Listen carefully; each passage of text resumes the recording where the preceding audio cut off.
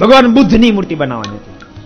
એટલે એના માટે એના સાધુ લોકો એ બધાની પાસે ધાતુ ઘેરાવતા હતા અને બધા લોકો ખૂબ ભાવથી ધાતુ આપતા હતા.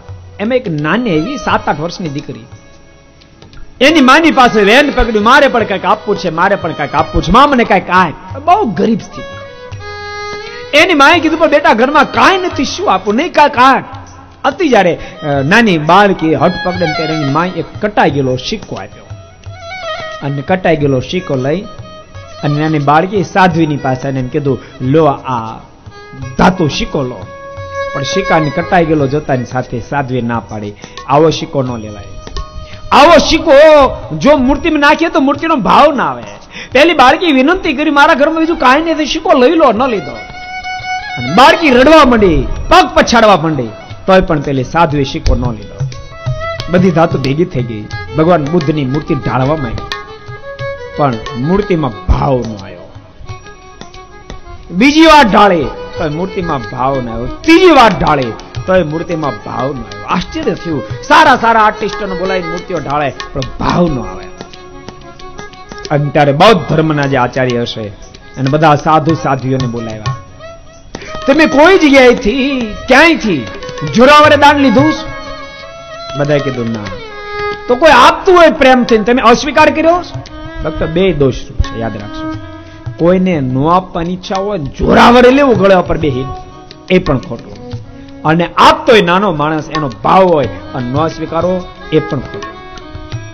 આપવાની ઈચ્છા ન હોય, માણસની શક્તિ ન હોય, અને કેમ દીકરા માટે કરોડો ખર્ચ્યા એમ કહી અને પરાણે લેવું એ લોહી જેવું છે. અને કોઈ પ્રેમથી આપતો હોય અસ્વીકાર કરવો એ પણ દોષરૂપ છે. 2 પ્રશ્ન પૂછ્યા. કોઈની પાસે જોરાવરે દાન લીધું? બધાએ કીધું ના. બધાએ પ્રેમથી આપ્યું, સ્વીકાર્યું. તો કોઈ ભાવથી આપતો હોય તમે અસ્વીકાર કર્યો? બધાએ કે ના. આચાર્યશ્રીના મોઢામાં શબ્દ નીકળ્યો, બને જ નહીં, ક્યાંક મિસ્ટેક છે. યાદ કરો.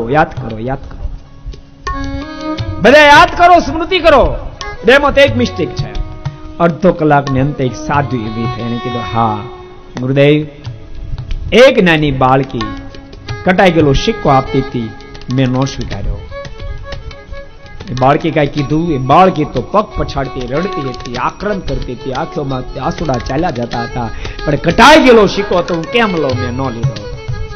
આચાર્યશ્રીના મોઢામાં શબ્દ નીકળે, એનું જ પરિણામ મૂર્તિમાં ભાવ નથી આવતો. તમે જાઓ, એ બાળકીની માફી માંગો. માફી માંગી એની પાસે સિક્કો લઈને મૂર્તિ ઢાળશો તો જ મૂર્તિનો ભાવ આવશે. અને ભક્તો, ઇતિહાસને નોંધ લેવી પડી. સાધ્વીની ઘેરે ગઈ છે, પેલી નાની બાળકીની પાસે માફી માંગી અને કીધું આપ તારી માફી માંગુ, પેલો સિક્કો આપ.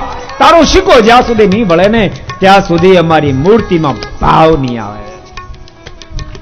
અને બાળકીને આનંદનો સમાયો. દોડતી સિક્કો લઈ આવી, આંખોમાંથી હર્ષના આંસુ વહેવા માંડ્યા અને પ્રેમથી સિક્કો અર્પણ કર્યો. એ બધી ધાતુને ઓગાળીને ફરી મૂર્તિ જયારે બનાવીને ત્યારે અદભુત મૂર્તિનો ભાવ આવ્યો છે. ઇતિહાસ બોલે.